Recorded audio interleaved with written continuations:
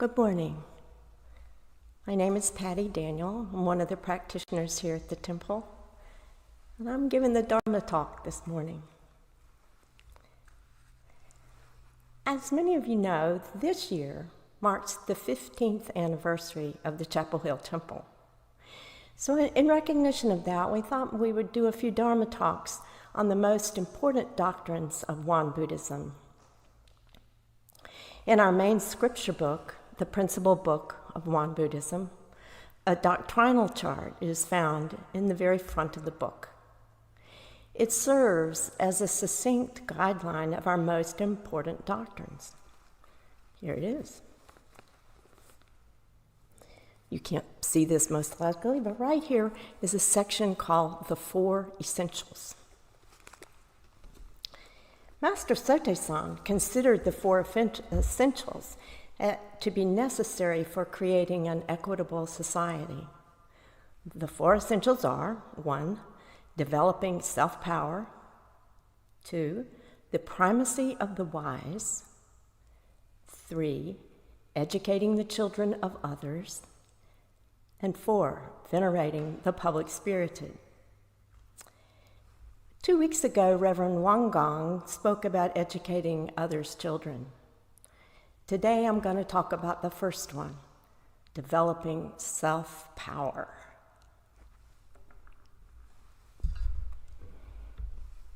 Buddhism has long emphasized that a person can develop one's spiritual self through one's own practice, and that through inner strength, determination, and dedication, one can attain enlightenment or Buddhahood.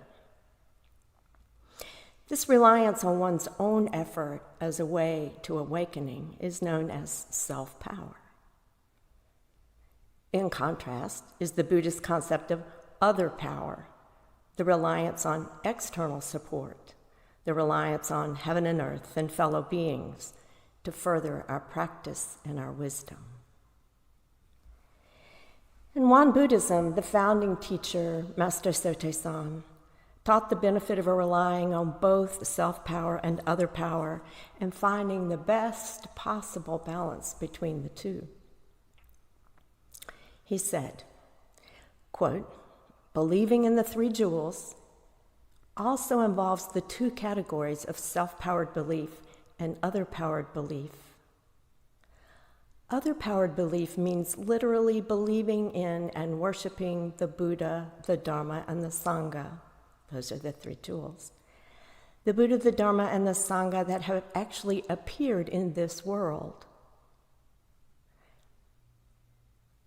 Self-powered belief means discovering the Buddha and the Dharma that are within one's own self-nature and inwardly believing in and practicing them. These categories become the foundation for each other. So self-powered and other-powered belief must develop in tandem." He emphasized that faith in Il-Wan Song, one circle image, or faith in the truth, can be, quote, "the motive force for practicing the right Dharma through our cultivation of self-power and our correct acceptance of other power." Master Chong-san, our second head Dharma master, said, quote, "Self-power and other power are inseparably related. Some people overemphasize other power and stubbornly insist on faith alone. Others overemphasize self-power and insist that, since mind is the Buddha, there is no need for precepts or the principles. My introduction to Buddhism was through John Kabat-Zinn's mindfulness-based stress reduction course. It's a 6-week course in which meditation is the main instruction. It was offered at my workplace, it was free, and even though I didn't much understand at the time why I was doing it or what I was doing, after the course was over, I kept up a regular meditation practice with determination and dedication. I often kind of wondered during the course of what we were doing, and when I would ask that question, the response was always, "Well, I can't really tell you, you just do it." Having been born into one of the most individualistic cultures in the history of humankind, and greatly valuing my self-reliance, I thought that if I meditated long enough and read enough books about enlightenment, I could find it on my own. But then I more or less just stumbled into this one Buddhist temple, and I came to realize that no amount of self-power would be sufficient. With the help of skilled and wise teachers, compelling scriptures, and fellow Sangha members, the three jewels, I began to see that I'm not a completely self-contained unit, entirely separate from creation. But self-power is what kept me consistent in my meditation practice, even when I wasn't clear what it was or why I was doing it. Only much later did I come to understand its benefits. Thus, a degree of self-sufficiency in exerting myself with effort and dedication was what led me to this temple and towards a path of spiritual development. Master Sotaesan said that the core tenet of developing self-power means to rely on self-power as the basic principle, even while relying on both self-power and other power together. Relying on both self-power and other power together is necessary because, for example, when we believe that we have attained anything purely by ourselves, we are in danger of failing to realize that the separation between self and others is a dualistic illusion.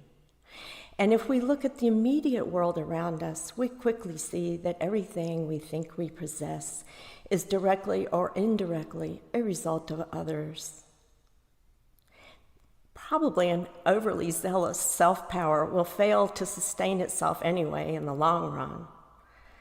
But on the other hand, even the most intuitive and spiritually developed person will probably need the discipline and strength of self-motivation and self-power to progress on the path. In the Four Essentials section in the One Buddhist Canon, in the part about self-power, Master Sotaesan goes beyond spiritual power and also talks about self-reliance as a social and cultural practice. He starts by stating the main principle, which is that our aim to develop self-power is not only for ourselves, but also to help others. Unless we are, quote, helpless infants, decrepit oldsters, or seriously ill, we must develop our self-power as a practice so as to give help to those whose circumstances leave them in need. He saw that certain cultural practices in the past had been hindering self-sufficiency and causing needless dependency. He observed, for example, that in the past, some family members lived idly, depending on their more well-off relatives to support them, and that inheritances were often frequently distributed inequitably. Likewise, he observed, and I quote, in the past, women, prevented from obtaining an education like that of men due to unequal rights, were forced to depend upon their parents in their youth, their husbands after marriage, and their children in old age.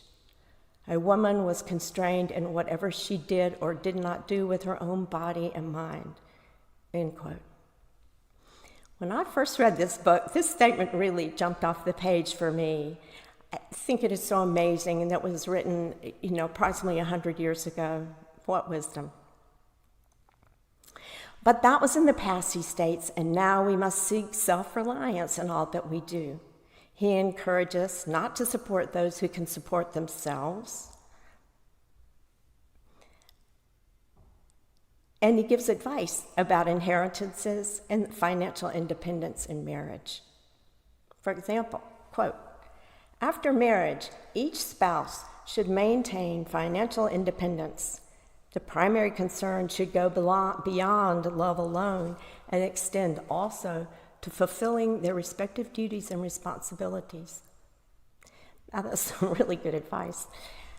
We should handle all matters according to the circumstances and the law and not discriminate between men and women as in the past.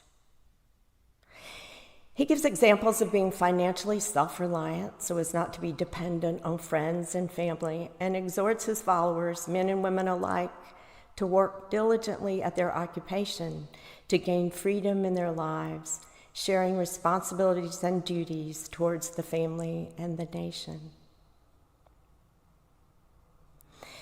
Many of you are familiar with the essential dharmas of daily practice. They are listed in our chanting booklets. It's a list of 9 important things to practice daily. One of them is, quote, let us turn dependency into self-reliance. As we cycle through different stages in our lives, our balance between dependence and independence may shift. However, physical, financial, mental, and spiritual self-reliance, to the maximum extent of our abilities, must be our goal. Master Chung-san, as I mentioned before, the second head Dharma master, said, quote, from the standpoint of everyday life, make self-power the basic principle in order to fulfill the duties and responsibilities incumbent on human beings. In the realm of the spirit, too, it means to make faith and self-power the basic principle so that we may become our own masters in whatever faith we adopt, in whatever practice we pursue, and in whatever enterprise we devote ourselves to. Master Setja-san recognized that when we try to accomplish something, we may need to use our self-power because we often receive approval or criticism from others.